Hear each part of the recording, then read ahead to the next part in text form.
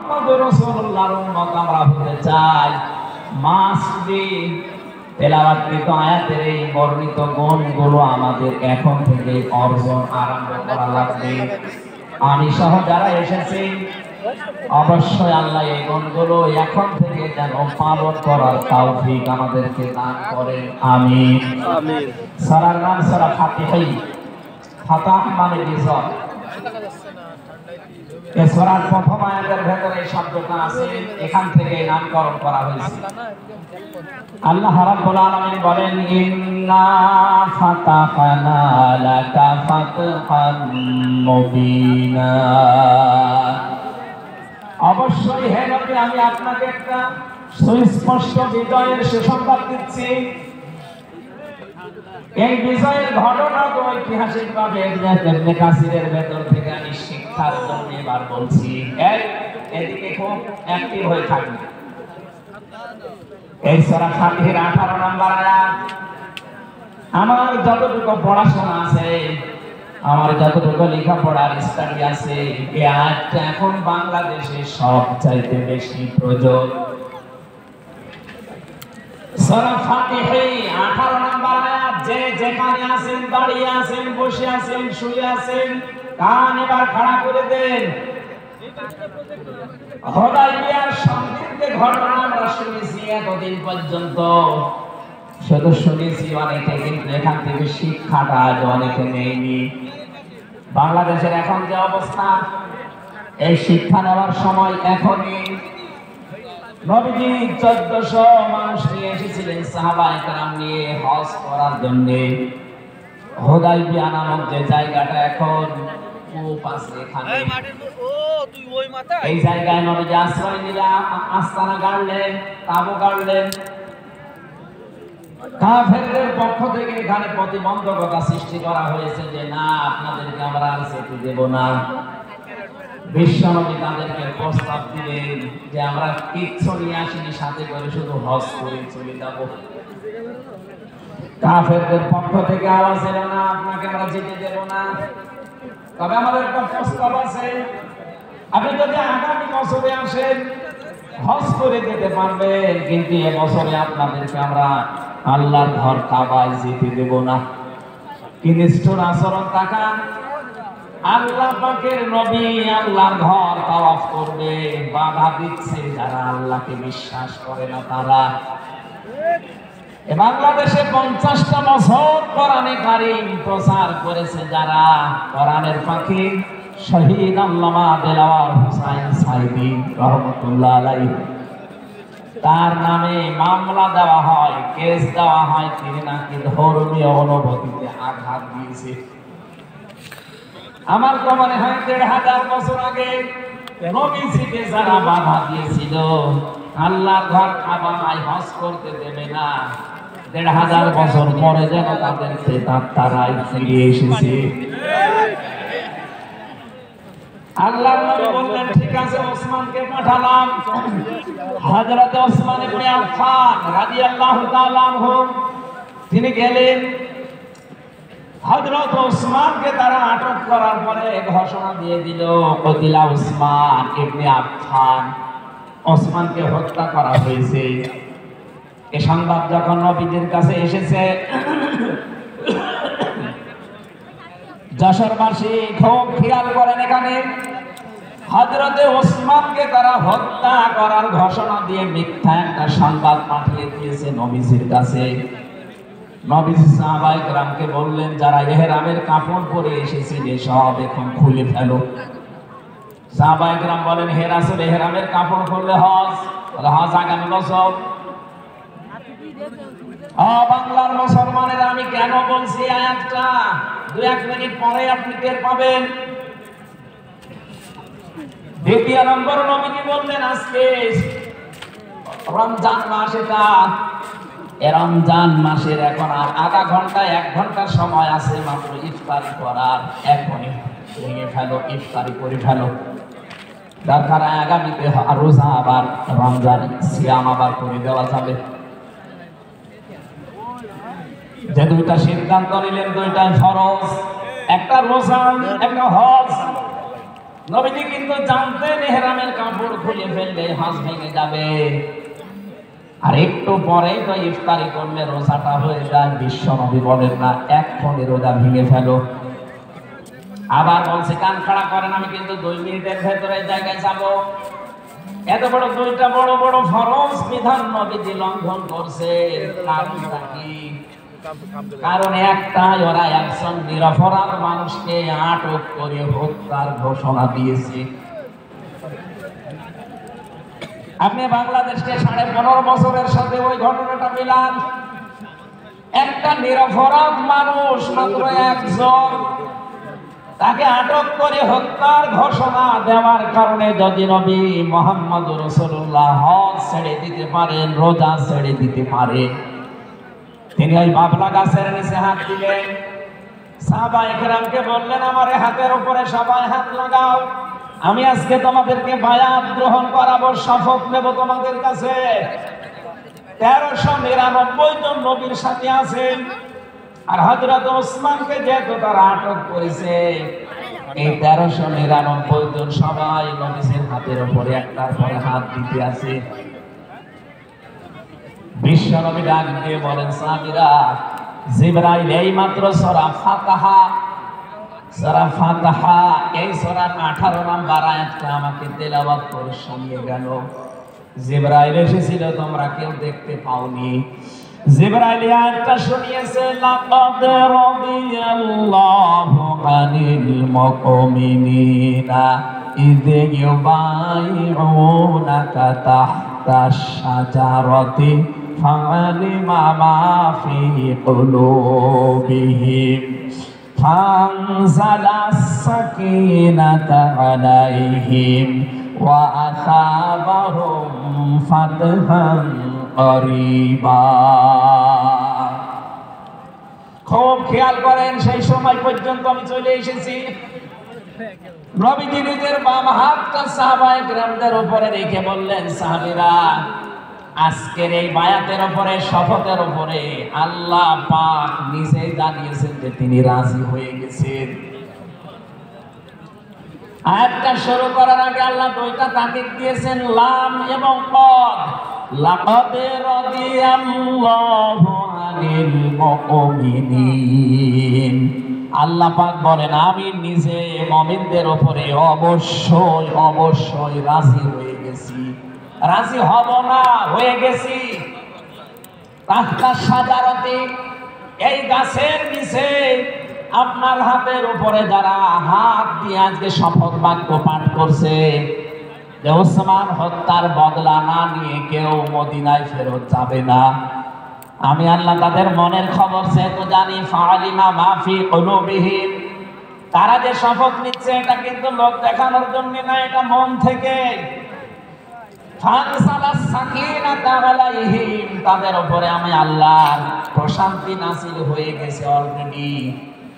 ওয়া আসাবাহুম ফাতাহান করিবা, তাদেরকে আমি আসন্ন একটা বিজয়ের সুসংবাদ দিচ্ছি। সুতরাং এই বায়াতের দোয়ানের উপরে যেহেতু সবাই হাত দিয়েছে, ওসমানের হাতটা এখানে নেই, হেন নবী আপনার বাম হাতটা উপরে তুলে ধরেন, এইটাই আমি ওসমানের হাত হিসাবে মেনে নিলাম। তার মানে 1400 মানুষের উপরে আমি আল্লাহ অলরেডি রাজি হয়ে গেছি।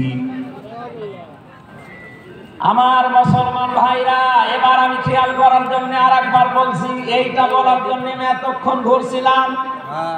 একটা নিরপরাধ মানুষকে ওরা মিথ্যা তথ্য ছড়িয়েছে যে আটক করা হয়েছে, মেরে ফেলা হয়েছে, হত্যা করা হয়েছে।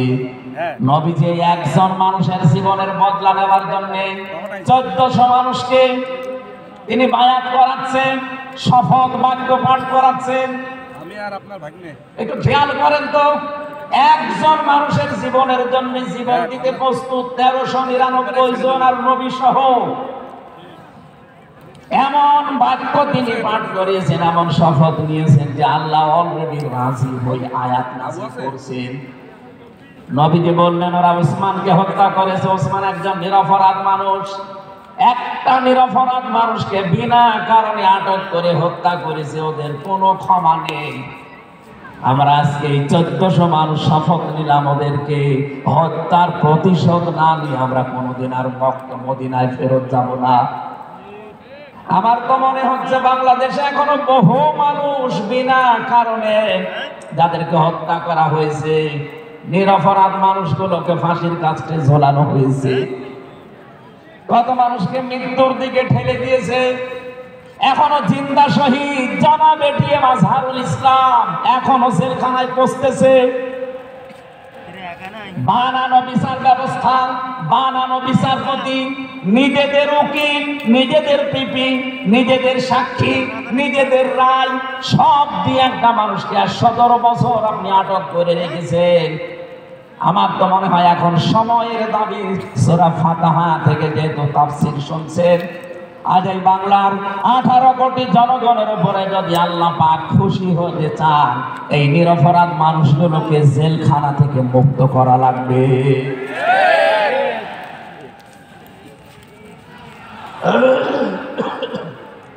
আল্লাহু আকবার।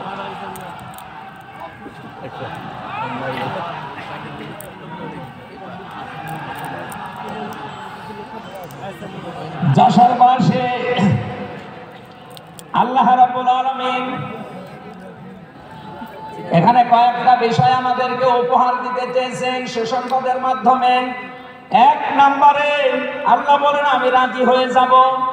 2 নম্বরে ওদের মনের মূল কথাগুলো যেহেতু আমি জানি, সুতরাং যারা নারায়ে তাকবীর আল্লাহু আকবার এই স্লোগান দিয়ে এই মাজলুম মানুষটার পক্ষে অবস্থান নেবে, আমার তো মনে হচ্ছে ফানজালাস সাকিনাতা আলাইহিম, আল্লাহ পাক তার রহমত এখন এই দেশের উপরে নাযিল করবে।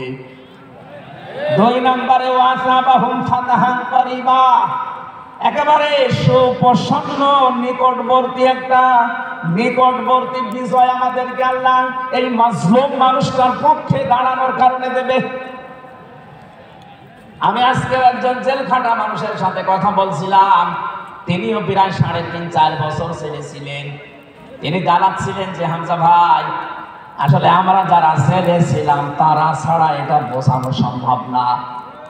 বহু মানুষ বিনা অপরাধে, বিশেষ করে 15.5 বছরে তো হবে, বিনা কারণে বিনা অপরাধে কিচ্ছু জানে না, বছরের পর বছর জেলে পচতেছে।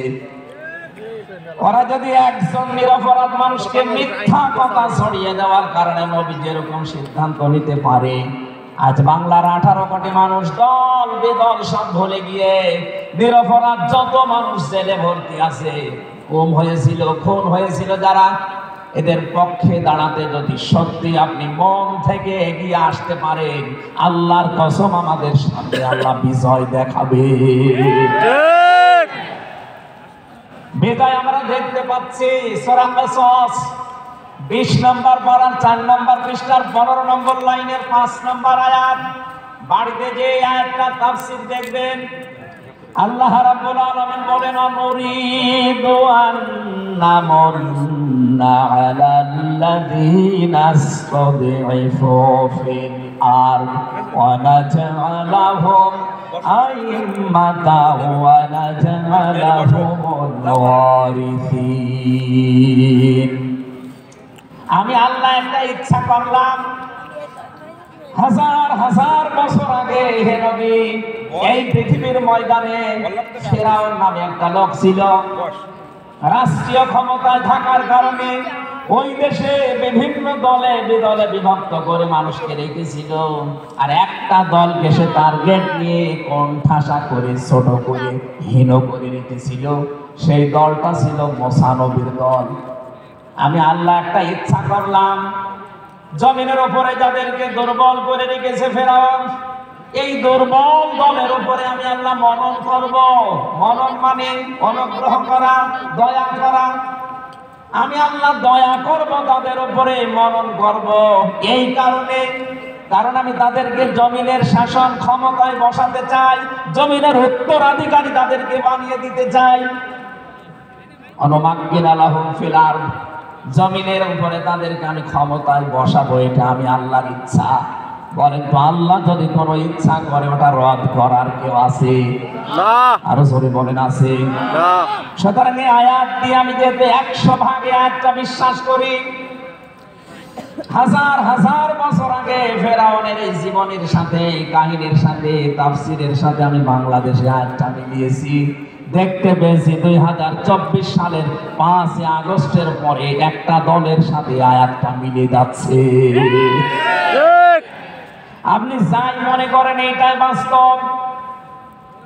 এই 54 বছরে ভুয়া ধোয়া তুলে ভুয়া চেতনার নাম দিয়ে যাদেরকে কণ্ঠাসা করে রেখেছিলেন জনগণের কাছ থেকে, আল্লাহ যেন হঠাৎ করে মানুষের মনের ভেতরে তাদের প্রতি পরিবর্তন এনে দিয়েছে।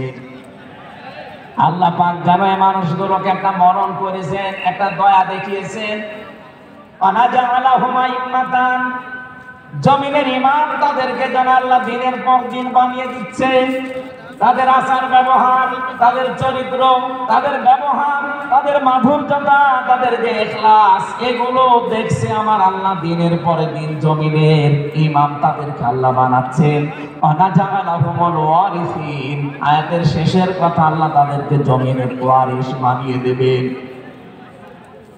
যেহেতু আল্লাহর সিদ্ধান্ত রদ করা যায় না, ফাআলুল লিমা ইউরিদ, তিনি যা ইচ্ছা তাই করেন। ইন্নামা আমরুহু ইযা আরাদা শাইআন আইয়াকুলা লাহু কুন ফায়াকুন। আল্লাহ পাক বলেন আমি যদি কোনো ইচ্ছা করি শুধু বলি কোন, সঙ্গে সঙ্গে ফায়াকুন হয়ে যায়। কোরআনের উপর আমার 100% বিশ্বাস নিয়ে কথা বলছি আমি। এই আয়াতগুলো মাস্ট বি আমার আল্লাহ বাংলাদেশে দেখাবে। বলেন আমিন। আমিন। আরো জোরে বলেন আমিন। আমিন। 6 নম্বর আয়াত হচ্ছে অনুমাক্কিনা লাহুম ফিল আরদ, আমি আল্লাহ তাদেরকে জমিনের চেয়ারে ক্ষমতায় বসিয়ে দেব। কেন জানো? অনুরিয়া ফিরাউনা ওয়া হামানা ওয়া জুনুদাহুমা মিনহুম মা কানু ইয়াহদারুন, আমি আল্লাহ দেখাতে চাই ফেরাউনকে, হামানকে আর তার সৈন্যবাহিনীকে, তারা তাদেরকে সবচাইতে বেশি ভয় করত জমিনে যাদেরকে, সেই মুসা নবীর দলকে আমি আল্লাহ জমিনের শাসন ক্ষমতায় বসিয়ে তাদেরকে দেখাবো। এই 54 বছর জালেম এবং মুনাফিকরা সবচাইতে বেশি ভয় বাংলাদেশে যাদেরকে করেছে, তাদের প্রতি মানুষের মন মানসিকতা আল্লাহ ঝুঁকিয়ে দিয়েছে। এই জন্য কোরআনের আয়াতের উপরে বিশ্বাস করে বলছি, এই বাংলাদেশে যারা নিরপরাধ মানুষ আছে তাদেরকে যদি 5 তারিখের পরে বিভিন্ন আন্দোলনের কারণে, মানবিকতার কারণে ছেড়ে দেওয়া হয়, বিশেষ করে ম্যাডাম খালেদা জিয়াকে আপনি ছেড়ে দিয়েছেন, এরপরে আমরা দেখতে পেলাম আব্দুল সালাম পিন্টু ভাইকে ছেড়ে দিয়েছেন, এরপরে গিয়াসউদ্দিন মামুন ভাইকে ছেড়ে দিয়েছেন, মিয়ানুরউদ্দিন অপু ভাইকে ছেড়ে দিয়েছেন। আমরা চাই জনাব এটিএম আজহারুল ইসলামকেও মুক্তি দেওয়া হোক। এ দাবির পক্ষে আছেন কারা দেখি? লিল্লাহি তাকবীর। আল্লাহু আকবার। আল্লাহু আকবার।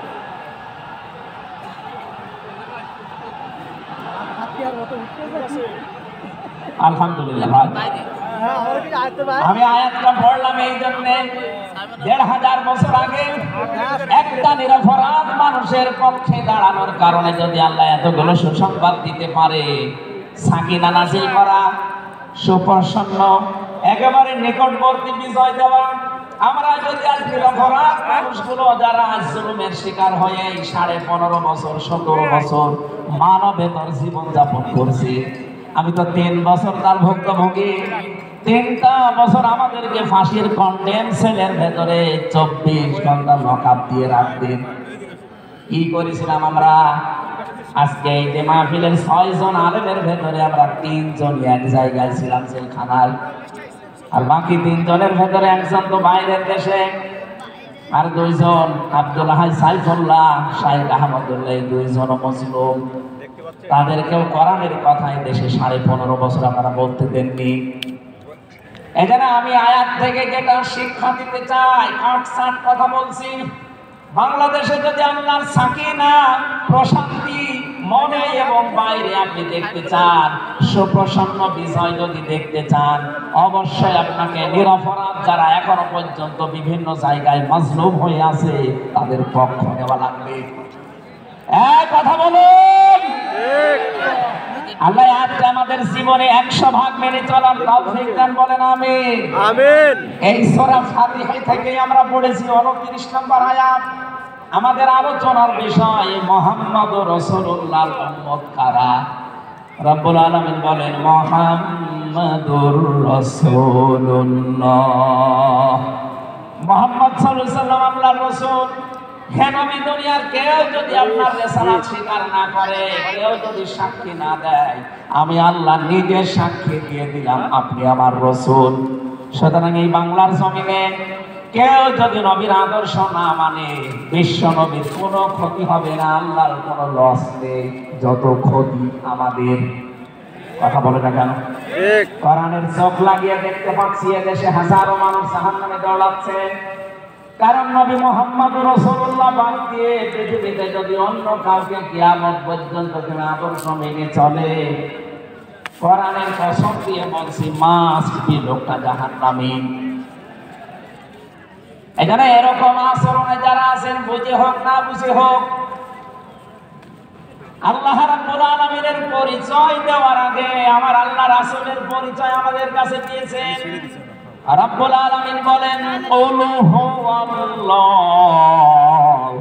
আহাদ আল্লাহুস সামাদ লাম ইয়ালিদ ওয়া লাম ইউলাদ ওয়া লাম ইয়াকুল লাহু কুফুয়ান আহাদ।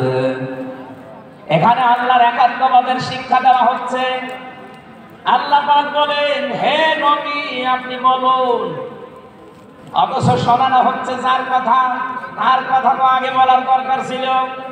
এখানে আগে রিসালাতের ঘোষণাটা দেওয়া হয়েছে, বল হে নবী আপনি বলুন। ও বাংলার মুসলমানেরা, ফেরাউনের জীবনী পড়ে আমি দেখেছি সে কিন্তু আল্লাহর একাত্মবাদের ঘোষণা দিয়েছিল, কিন্তু রিসালাতের ঘোষণা দেয়নি, এজন্য লোকটা ঈমান পায়নি। বাংলাদেশে বহু মানুষকে আমরা দেখতে পাচ্ছি আল্লাহর কথা বললেও বলেন আমরা কি নামাজ পড়ি না, রোজা রাখি না, আমি কি হজ করি নাই, দান সাদকা করি না, এগুলো সব আল্লাহর বিধান। এগুলোর পাশাপাশি আল্লাহর প্রেরিত পুরুষ যিনি আমাদের এই জামানায়, আল্লাহর প্রেরিত পুরুষ যিনি কিয়ামত পর্যন্ত, তার নাম মুহাম্মাদুর রাসূলুল্লাহ। জ্ঞানী মানুষ যারা বসে আছেন এক কথায় তারা বুঝবেন আমি জানি। আজ বিশ্ব নবীর আদর্শ বাদ দিয়ে আপনি কার আদর্শ বিবেকের কাছে প্রশ্ন করে, এটা রাজনীতি মনে করে কেউ যদি চলে যান আপনার কপালে আগুন লাগবে, আপনারও মরণ হবে ফেরাউনের মতো। ঠিক, আল্লাহকে মেনেছিল কিন্তু রিসালাত মানে না। এদেশে অনেকেই আল্লাহর কথা বললে নামাজ পড়ে, রোজা রাখে, হজ করে আসে, দান সাদকা করে। আরে ভাই এগুলো সবই আল্লাহর বিধান, আপনি আল্লাহকে মানেন, কিন্তু তার প্রেরিত পুরুষ এই জামানায় যিনি কিয়ামত পর্যন্ত, তার নাম মুহাম্মাদুর। আবার জোরে বলেন মুহাম্মাদুর রাসূলুল্লাহ। এতক্ষণ পর্যন্ত যা বললাম আমি আশা করছি আপনি বুঝেছেন। বিশ্ব নবী বাদ দিয়ে অন্য কারো আদর্শ এই জমিনে মানা যাবে না। মানলে আপনি বুঝে মানেন, আর না বুঝে মানেন। এখন যদি মুসা আলাইহিস সালাম আসে দুনিয়ায়, যদি ঈসা নবী এখন আসে, আর আমরা কেউ যদি আল্লাহর নবী মুহাম্মদুর রাসূলুল্লাহকে বাদ দিয়ে ঈসা নবী, মুসা নবীকেও মেনে চলি, নিশ্চয় আপনি জাহান্নামী। এটা রেকর্ড হচ্ছে, সারা দুনিয়ায় যাবে। সূরা আলে ইমরানের ৮০ নম্বর আয়াত। ইহুদি, খ্রিস্টান, আহলে কিতাব যারা দাবি করেন, এমনকি এই মুশরিকদের ভেতরেও যারা, বৌদ্ধদের ভেতরে যারা অমুসলিম, তাদেরকে বলছি আপনারা ভুল পথে আছেন। আপনারা যাদেরকে নবী নাম বলে চলেন, যিশু বলে, ঈসা আলাইহিস সালামকে, মুসা আলাইহিস সালামকে আপনারা জোসেফ বলে ডাকেন, আপনাদের এই সমস্ত নবীগুলো তাওরাতে ইনজিলে অলরেডি ঘোষণা দিয়ে গেছে যে আমাদের পরে একজন শেষ নবী আসবে, তার নাম মুহাম্মদুর রাসূলুল্লাহ বা আহমদ। তাকে যদি তোমরা জীবদ্দশায় পেয়ে যাও, পৃথিবীর সব কিছু ছেড়ে দিয়ে তার আদর্শটা গ্রহণ করবা, তো পথভ্রান্ত হয়ে পথভ্রষ্ট হয়ে জাহান্নামে যাওয়া লাগবে। যাকে মেনে চলার দাবি করেন সেই যিশু, সেই যোসেফ, হযরত ঈসা নবী, হযরত মুসা নবী, তারাই যেহেতু ঘোষণা তাওরাতে ইনজিলে দিয়ে দিয়েছে। হয়তো আপনাদের পুরোহিত যারা, ধর্মগুরু যারা, ঠাকুর যারা আপনাদেরকে শোনায় না। এই সত্য বিধান আপনি ইনজিলে পড়েন। আমার শেষের শব্দ ছিল ফিত তাওরাতি ওয়াল ইনজিল। এই দুইটা কিতাব আপনারা পড়ে দেখবেন, এখানে আমাদের নবী শেষ নবীর বর্ণনা আছে 903 জায়গায়। বলেন আল্লাহু আকবার। আল্লাহু আকবার। আল্লাহ পাক প্রথম শব্দে জানাতে চেয়েছেন, হে নবী, কেউ যদি আপনাকে স্বীকার না করে, কেউ না মানে, আমি আল্লাহ ঘোষণা দিলাম, ওয়াল্লাযীনা মাআহু আশিদ্দাউ আলাল কুফফার। আপনার সঙ্গে সাথে যারা হবে, আপনার সাথে যারা থাকবে, আপনার উম্মত বলে যারা কিয়ামত পর্যন্ত দাবি করবে, তাদের ভেতরে এই গুণগুলো মাস্ট বি পাওয়া যাবে। যশোরবাসী, এবার আপনাদের জন্য আপনি মিলান তো আয়াতটা নিজের জীবনে আছে কিনা? ওয়াল্লাযীনা মাআহু, আপনার সঙ্গে থাকবেন, আশিদ্দাউ আলাল কুফফার, তারা কাফেরদের প্রতি বজ্রকণ্ঠ হবে। প্যান্ডেল করছে কালকে মাওলানা মামুনুল হক, আমি ছিলাম কালকে চট্টগ্রামের ফেনীতে, লাইভ দেখেছি।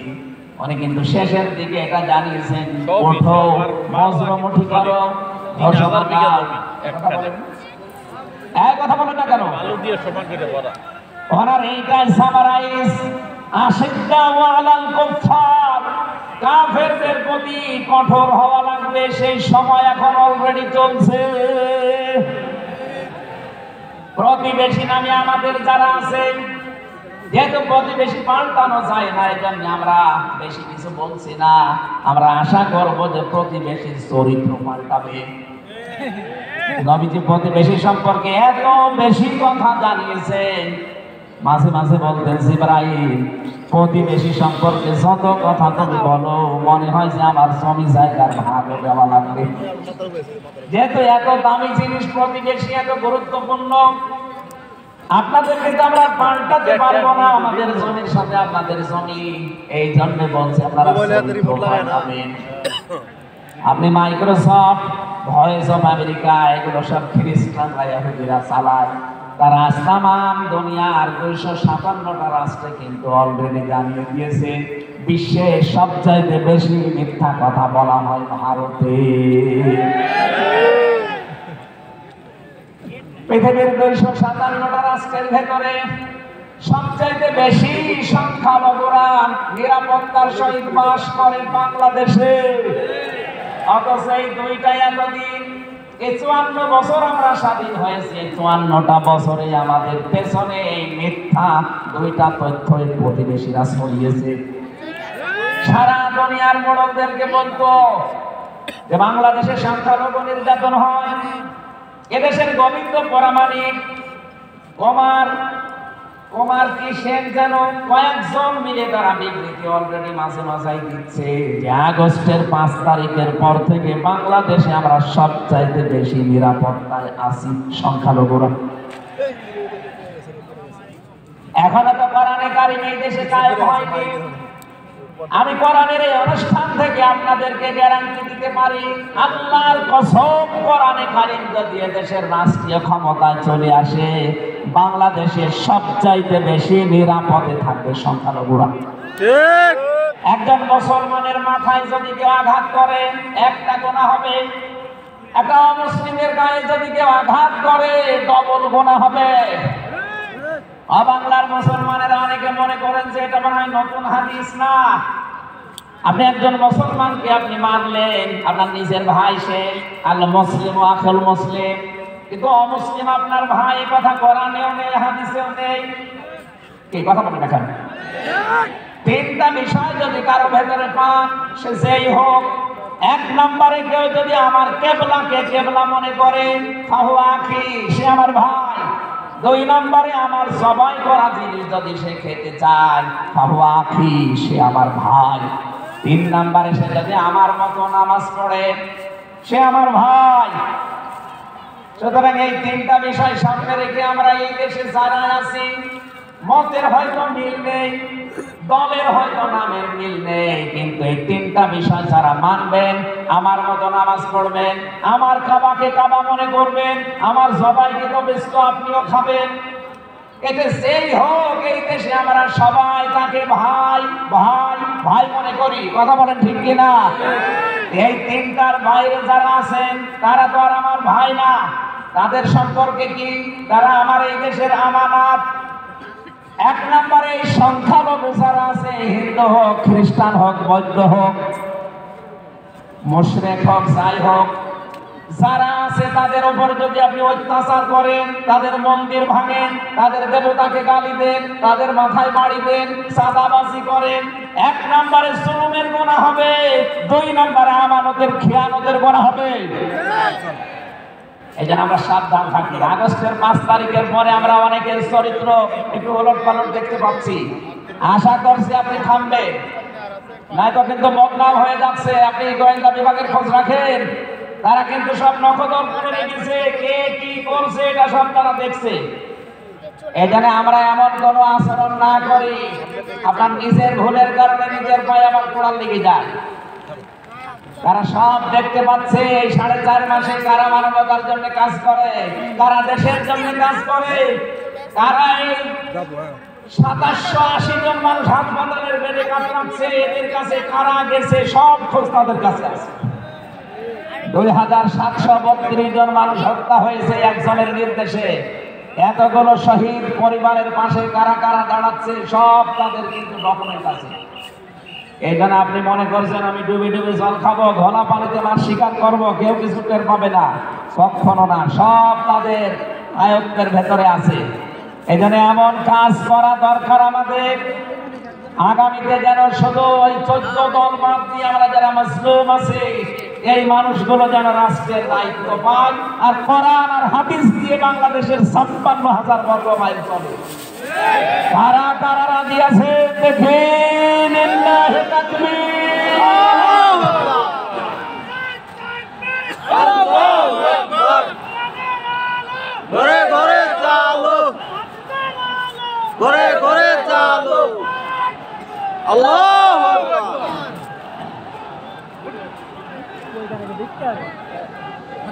আমার ভাইরা, এবার আমি মূল কথায় যাচ্ছি। মুহাম্মদ রাসূলুল্লাহর উম্মত হতে হলে আমাদেরকে বজ্র মুষ্টি হওয়া লাগবে, ঐক্যবদ্ধ হওয়া লাগবে। যারা নবীর উম্মত, কাফের যারা, তাদের বিরুদ্ধে। আমি কাফেরের পরিচয় সে প্রথমে দিয়েছি। যে মানুষগুলো কোরআনে কারিমে বাধা দেয়, কোরআনের শিক্ষায়, কোরআনের প্রচারে, কোরআনের প্রসারে, কোরআন কায়েমে যারাই বাংলাদেশে বাধা দেবে, তার নাম আব্দুল আলিম হতে পারে, কে কাফের। এদের বিরুদ্ধে কঠোর হওয়া লাগবে আপনাকে। আমি আবার বোঝার জন্য বলছি, নাম হয়তো আপনার আল্লাহর নাম আপনি নিয়েছেন আব্দুল আলিম, আব্দুল খালেক, কিন্তু আপনার কাজ যদি কোরআন প্রচারে বাধা দেওয়া হয়, ডাইরেক্ট ইনডাইরেক্ট, অবশ্যই আপনি বুঝতে পেরেছেন আমি কি বলছি। আপনি কিন্তু আর সাধারণ মানুষ নেই, আপনি মুনাফিকও নেই, আপনি মুসলমানও নেই, আপনি কাফের হয়ে গেছেন। আল্লাহ আমাদের হেফাজত করুন, বলেন আমিন। কাফেরদের যত অনুষ্ঠান আছে সেখানে কড়াকড়ি করা লাগবে আপনাকে। কে বলেছে ধর্ম যার যার উৎসব সবার? এটা কুফরি কথা। ধর্ম যার যার উৎসব তার তার। এই কথা বলুন। ঠিক। মান তাশাব্বাহা বিকওমিন ফাহুয়া মিনহুম। যার সাথে যার সাদৃশ্য মিলবে, সে আচার ব্যবহারে, ধর্মীয় রীতিনীতিতে কিয়ামতের দিন তার সাথে থাকা লাগবে। কোনদিন আজ পর্যন্ত আপনি পিটিয়েও কোন হিন্দু ভাইকে গরু জবাই করেন যখন কোরবানি দেওয়ার জন্য, তাকে পাবেন না। তারা জানে যে এটা আমাদের ধর্মীয় অনুষ্ঠান না, এই জন্য তারা আসে না, ঠিক করে তারা আসে না। আপনি কোন কারণে সেখানে যাবেন?